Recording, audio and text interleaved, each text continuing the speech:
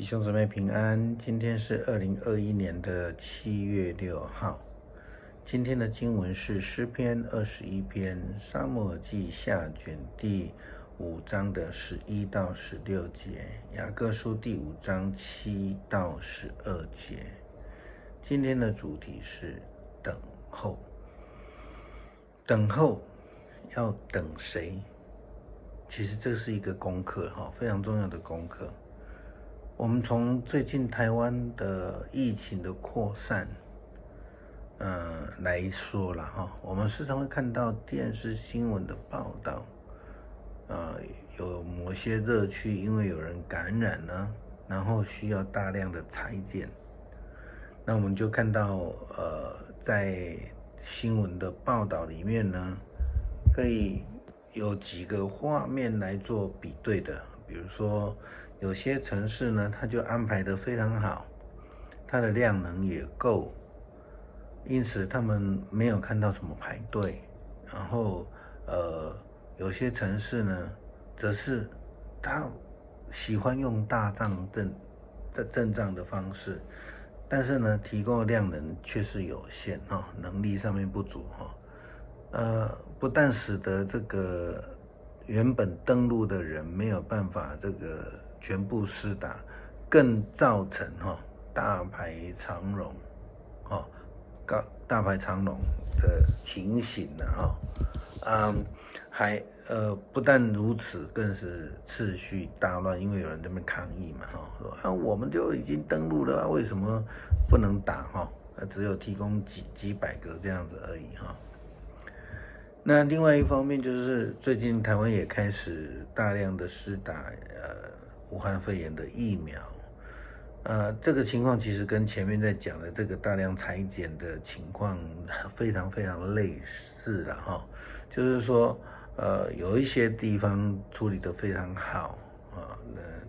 这个接受注射的人就好像是被服务的非常好的情形，那有一些是就算不管你是几岁你就安排到你要在大太阳底下去晒太阳，然后又要这个人挤人这样子我们从这两件事情来看，其实可以帮助我们来了解所谓的等候的意思等候基本上就是因为没有，所以他需要等候去排队也因为等不到，也因为是及时的需要，所以我们才有这种等候的需求。那排队这件事情其实是人类的文明发展之后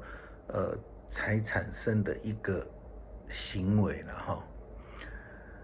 将需求的人用先后次序的方式来让他们排队，甚至现在叫抽号码牌来等候。那么如果我们有机会到加州的 DMV 去就是跟台湾的所谓的监理站是类似同样的功能，那你去 DMV 办事情的时候，你就可以深刻的体会到排队跟等候的意义了。台湾等候所订购的疫苗等了非常非常久也遭受中国共产党的恶意阻挠，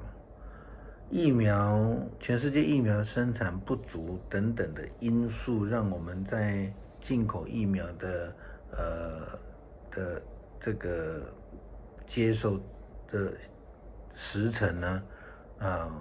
延得非常的久了那后来我们就看到日本跟美国等国家，他们就愿意援助台湾，赠送了几百万剂的这个疫苗给台湾。那另外一个情形是，像去年年底之前呢，台湾的防疫其实做得非常好，这个管控非常非常的好，没有什么疫情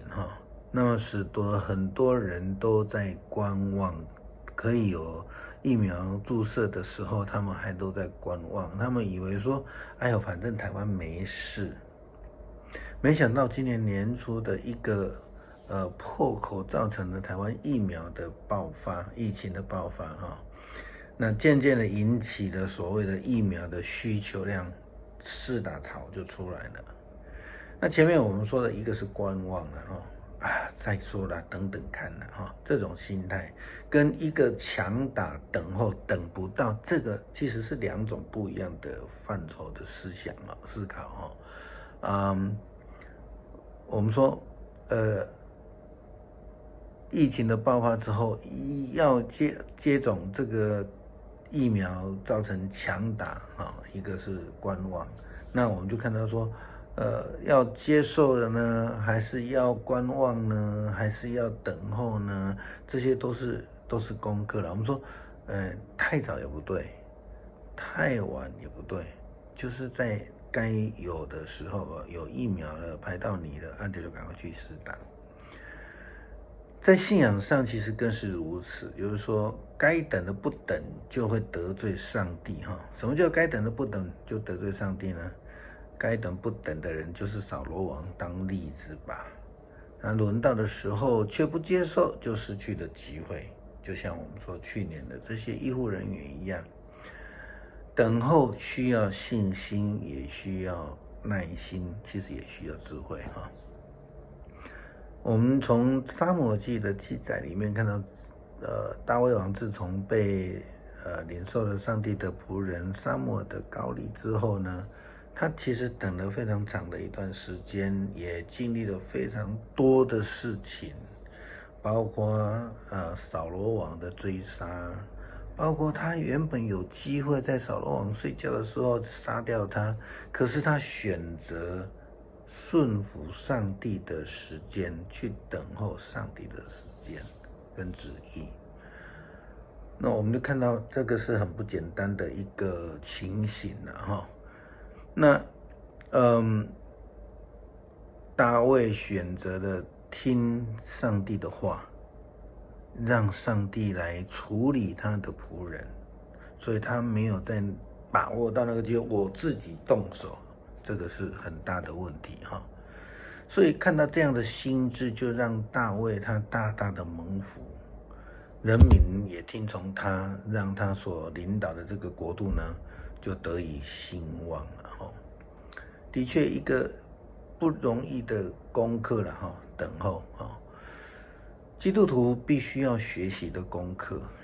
我们用约伯来做例子，第1章是序论，42章是结论，中间就是他在思辨，他在提问题，他在甚至有生气的时候，在等这么长的一个时间，他就在等上帝给他的圣灵智慧跟启示。然后就在最后1章，他这样子告白说，我从前风闻有你，如今亲眼见你。等候上帝，等候上帝的面，见上帝的面其实是不容易，真的是需要耐心和信心的。雅各书是非常重视信心的一卷书。雅各他说到，所以弟兄姐妹，你们要忍耐，等候主再来。看吧，农夫多么耐心的等候田里宝贵的出产，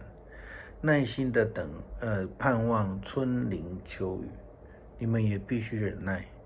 你们要抱着坚定的希望，因为主必再来的日子就快到了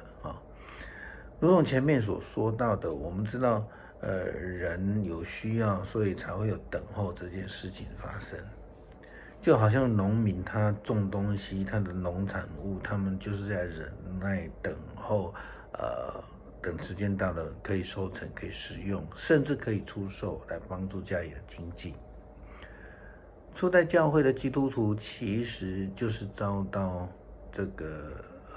我们说的武力的镇压迫害，因此对主再来的应许有极高的盼望，他们都等待，都希望快一点来，早日的实践但是呢，我们都忘记了这个是上帝的时间，上帝的事。就连这个雅各呢，他也劝勉基督徒要非常非常的小心就是说要有信心要有信心，耐心的等候主再来的日子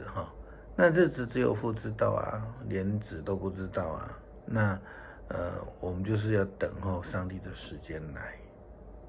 在基督在临的时候，基督徒应该怎么样做？有些人喜欢坐在那边等，其实不是这样子的哈。我们要有更积极的作为。雅各说：“弟兄姐妹们，不要互相埋怨，免得上帝审判你们。审判的主快要来了，就在门口。”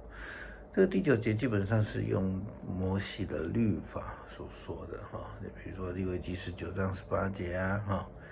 那第10节，弟兄姐妹们要记得奉主的名说话的先知们，要学习他们受苦和忍耐的榜样，因为他们忍耐到底，我们认为他们是有福的。你们听过约伯的忍耐，也知道后来主怎么样照顾他。因为主充满的怜悯和慈爱，我的弟兄姐妹们，最重要的是不可发誓，不可指着天指地，或是指任何的东西发誓，是就说是，不是就说不是，这样你们就不至于受上帝的审判。我们现在都常常会问，什么时候要重新开放？这个要看疫情的控制哈。那我们也会问说，什么时候可以自由进出？很多人都在期待说，不用隔离的时候才要回来。